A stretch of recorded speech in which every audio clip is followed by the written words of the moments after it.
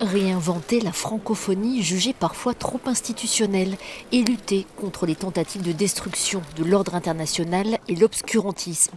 Le président français Emmanuel Macron donne le ton dès l'ouverture de cette 17e édition qui se tient à Erevan en Arménie. Pour le chef de l'État français, la francophonie n'est pas un espace fatigué, mais un lieu de reconquête. Il passe par les institutions internationales et les échanges. Notre organisation doit aussi se préoccuper de la place du français hors du monde francophone.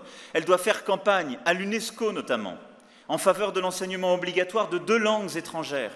Cela profitera au français, qui est la 2e langue la plus enseignée après l'anglais dans le monde, et naturellement au plurilinguisme. Mais ce que nous devons bâtir ensemble à cet égard, c'est bien un agenda de conquête ou de reconquête pour la francophonie.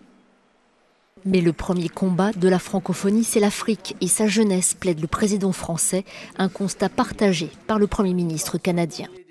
On estime qu'environ 85% des Africains parleront le français d'ici 2050. En effet, l'Afrique s'impose comme le moteur de la francophonie.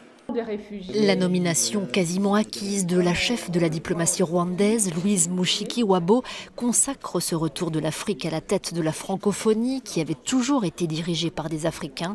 Elle devrait succéder à la Canadienne, Michaëlle Jean. L'Organisation internationale de la francophonie, c'est 84 pays et territoires ayant le français en partage. 4 nouveaux observateurs font leur entrée, l'Irlande et Malte, qui comptent 12% et 13% de francophones, la Gambie, petit pays largement anglophone, mais entouré de pays francophones, et enfin l'État américain de Louisiane, qui compte 200 000 francophones. En revanche, l'Arabie saoudite, très contestée sur les droits de l'homme, a dû retirer sa candidature.